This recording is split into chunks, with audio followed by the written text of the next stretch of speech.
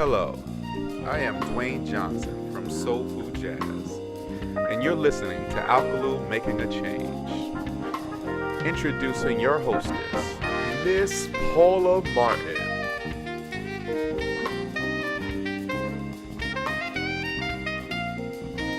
Good afternoon. Today we are talking with Apostle Dwayne Johnson, CEO of the Alcolu Revitalization Project. We're going to discuss how the Alcolu Revitalization Project is making a change both in the community and in the world in general. Welcome, Apostle. Thank you for having us today. Tell me, how did the Alcolu Revitalization Project get started? Well, years ago, I would like to believe it started with my mother and father. Him being from Summerton, South Carolina, as a young man, growing up in a poverty-stricken area, Summerton, and not having opportunity here, had to leave here and head up north. After doing so, he never forgot about the people, his sisters, his brother, his mother, his father, that they left behind, and cousins and friends and neighbors. So once he went north and he made it, he became a pastor. Him and my mother used to bring the head of household up. He also had a business called Goodwill Movers, and they would come up and work for him, the head of household, and would send finances back home to take care of the families. As we were growing, my father always wanted and my mother wanted us to respect what we had. So they would send us to Summerton to experience running water outside, no bathrooms inside. It was like going to Camp Bagaluga. All right, I made up that name. It's all right. All right. Been there, done that. And it was an experience. I used to get sick. You know, I was afraid to go to the bathroom at night because I was worried about the snakes and the rats in the outhouse. But what it did, as I became a young man and I gave my life to the Lord, it prepared me for what we're doing now. I feel a special anointing right now as we're talking. I feel the power of God about to move. Somebody's going to be blessed. And what happened was, one day I was ministering. I was running a revival in New York, and a young lady started jumping around the church. And everyone thought she was receiving the gift of the Holy Ghost, but instead she had just been raped by the foster care parent, 18-year-old son. She was 12. And then after raping her, he invited other people to abuse her. Well, to make a long story short, we were leaving the revival, headed to Jamaica to visit my father-in-law. They had just had a storm there.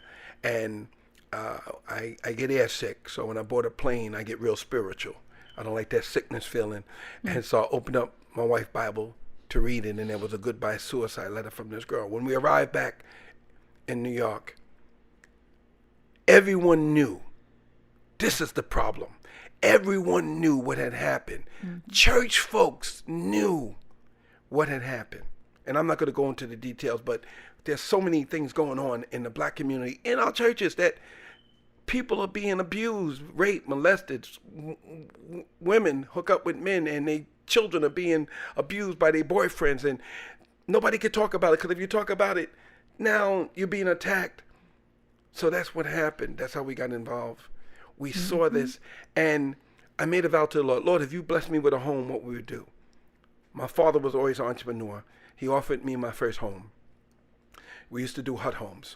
And when we went into that first home, it was a 3-family home, and we started taking families in and helping them to be rehabilitated. To make a long story short, God showed me in that home one morning a vision that we were on acres and acres of land. I drove all over New York looking for it, couldn't find it. Well, We ended up in South Carolina. And to make a long story short, we ended up in Alcolu. That's when God said, this is the land I told you about.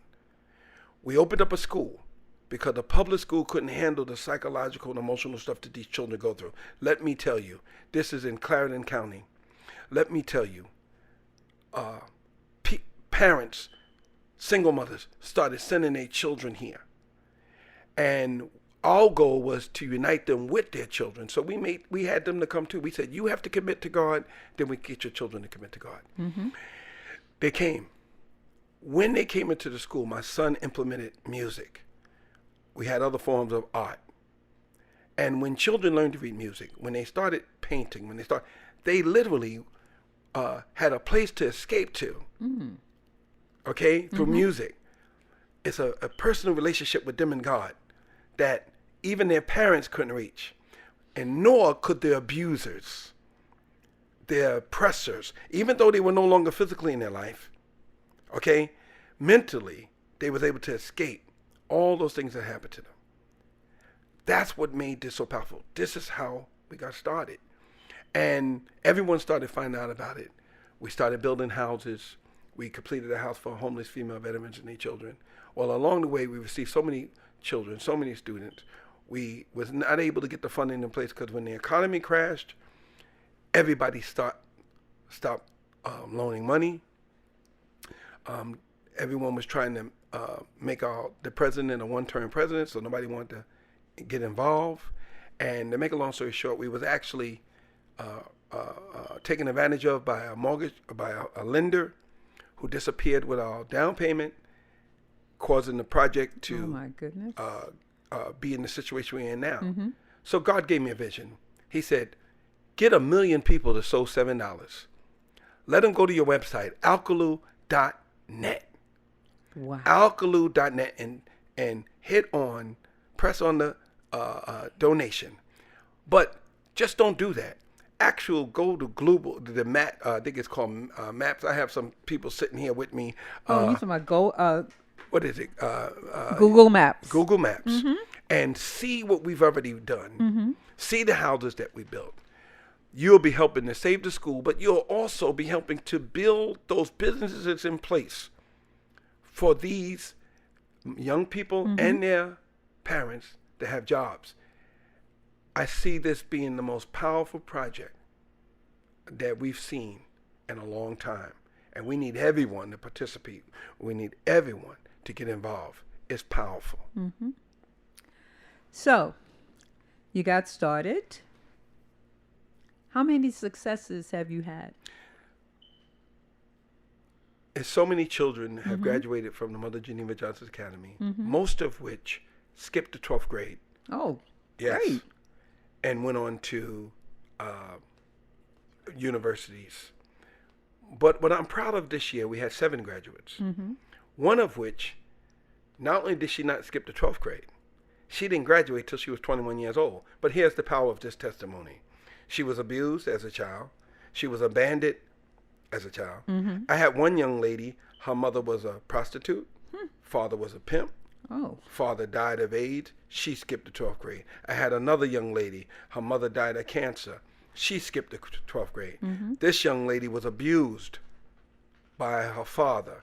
Her mother was abused. Her mother's mother was abused. So I need you to understand, it's a generational curse. Mm-hmm. Her mother was abused. Right. Okay? Mm-hmm. And she held on, and she graduated. Now, she's not going to college, so you gotta say, man, but you're pushing education. Yes, but she's not going. But she has a gift. She loves children. Mm-hmm. She's going to have her own daycare. See, and that's the beauty of it, because God gives everyone a gift. A gift. And her gift is going to make a way for others. And you know what's going to happen with that gift? Mm. Because she know it came from God. Mm-hmm. Every time, when you receive that gift and you tell the Lord thank you, yes. Every time she says thank you, He's going to bless her with something else. Something else. I believe the majority of the students that came through our program has been blessed, because the first thing we do in the morning when we walk in that school, well, before the school, they have prayer in their homes at 6 a.m. The first thing we do when we walk in that school is have prayer. All right? Mm-hmm. Next thing, at midday, we have prayer again. This is the success. Teaching our youth about God That at an is early marvelous. age. Marvelous. You understand? Some government officials found out what we were doing there. They asked us to build for homeless female veterans and their children.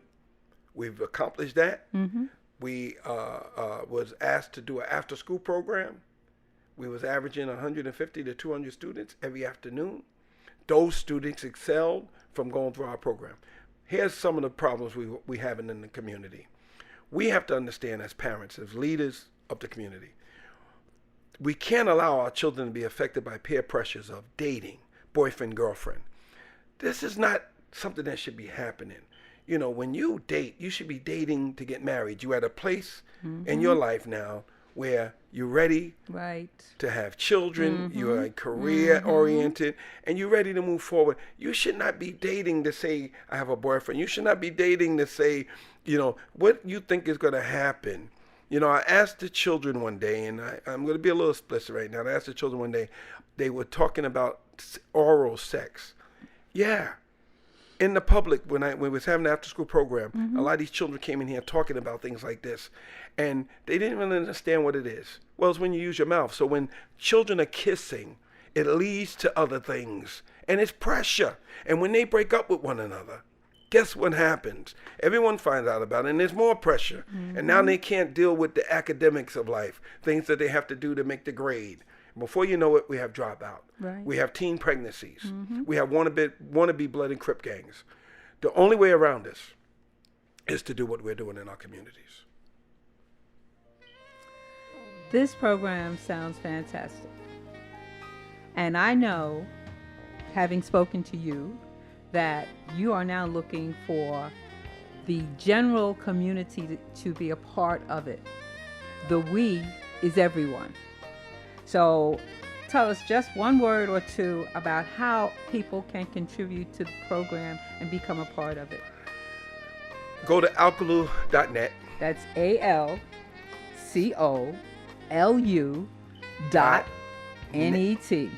And click on donations. While you're there, do a virtual tour, Google Maps, see exactly what we have done already. Okay. And if you believe like we believe, and you believe that it's one community at a time, support this. 1 million people sowing $7 will pay off the land and allow the travel center to be built that will create the jobs. That's it. That is fantastic. Apostle Johnson, I want to thank you for being a part of our program today. You have brought a vision that everyone can be a part of. The we is all of us. Thank you. Thank you.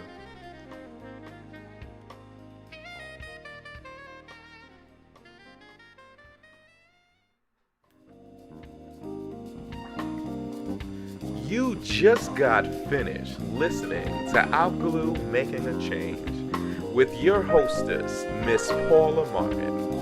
Please contact us at 803-473-5573 or email us at havefaithdevelopmentcorp@yahoo.com.